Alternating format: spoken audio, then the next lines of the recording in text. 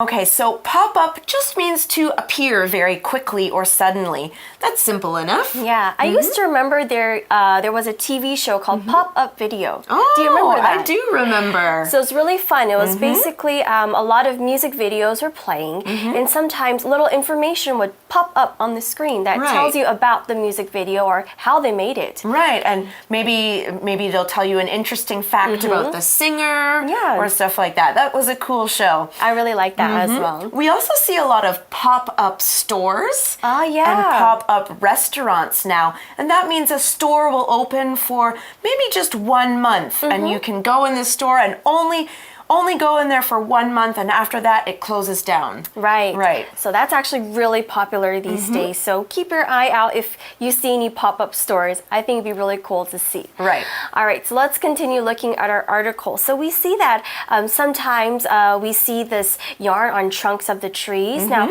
we talked about branches. We can learn about what trunks are. Now, trunk is spelled T-R-U-N-K. Trunk, and it's the main stem of the tree. It's the root of the tree. So this is the part where the tree grows out of, and it's always the thickest part. And after the trunk, you kind of see all the other branches grow out. So for example, we could say someone cut down the tree, and all that was left was the tree trunk. Right. It's harder to get that out of the ground, I think. Okay, well, the article continues by telling us a little bit more where yarn bombing started. It says, it is believed Magda Sayegh from Houston, Texas, US, first started yarn bombing in 2005 with a simple idea. We used a special grammar pattern in that sentence. We said, it is believed. The grammar pattern is like this. It is said, or it is believed, or it is reported that, subject plus verb.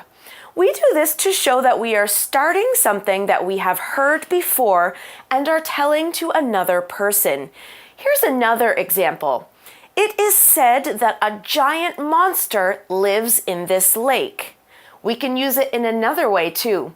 We can start with the subject plus be said to verb.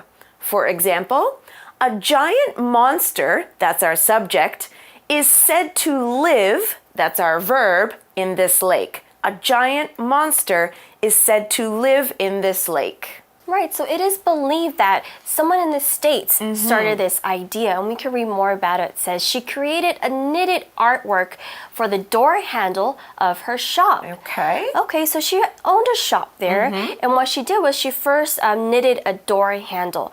Now, a handle is our vocabulary word, and it's spelled H-A-N-D-L-E. Handle, and it is the part of something that you use your hands to control or hold. Right. So basically, a door handle is the part of the door where you can open and close it. So you have to turn the door like this, left or to the right, to open the door. Right. Or sometimes shovels have a handle because you need to kind of dig into the ground. So he held the shovel by its hand. So we can use it in a sentence like this. You need to turn the handle to the right to open the door. Okay, well, so she put this knitted artwork on the door handle, right? And so usually door handles are metal, but now this one has this colorful yarn on it. It makes it soft. But there's another way that it made people feel. The article says people loved how personal it made the common object feel. Now that sentence said that people loved how personal the handle felt. We can say that Magda gave the handle a personal touch. A personal touch is something you do to make something ordinary or normal a little bit more special. It makes you feel like this thing is a little bit more exciting than just a normal thing. Here's another example. I added a special ingredient to the soup to give it a personal touch. Maybe the soup isn't supposed to have this, but it makes it taste even better. Yeah, and then we know, yep, that's Erin's soup. That's right. That's how she makes it.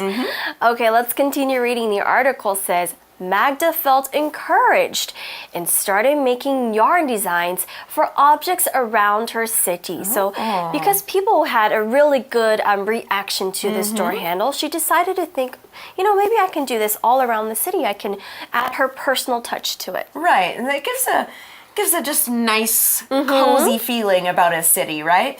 It goes on, it says, from there, the practice began to include other knitters and grew bigger and bigger. Now, someone who knits is obviously called a knitter. We add that ER there. All right, so we can see more people liked the idea, and they actually took the idea and started doing other things as well. We could see in the article it says, today, it's an international movement with groups knitting their own creative pieces to brighten up their environments. Wow, so that's really cool. It's now international. And international is our vocabulary word. It's spelled INTERNATIONAL. International.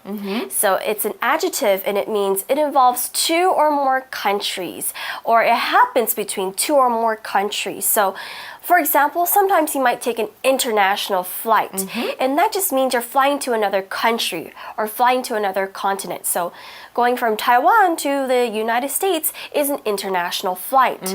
If we have international laws, it means that the laws, people must follow them in two or more countries, or people must follow them all around the world. We can also use it in a sentence like this. Our school had an international food fair, so I tried foods from other countries. Oh, I bet that was delicious. Yes. Okay, well, that's all the time we've got to talk about yarn bombing today, but we're going to continue on in the article in the next day. For now, though, we're going to close off with our For You chat.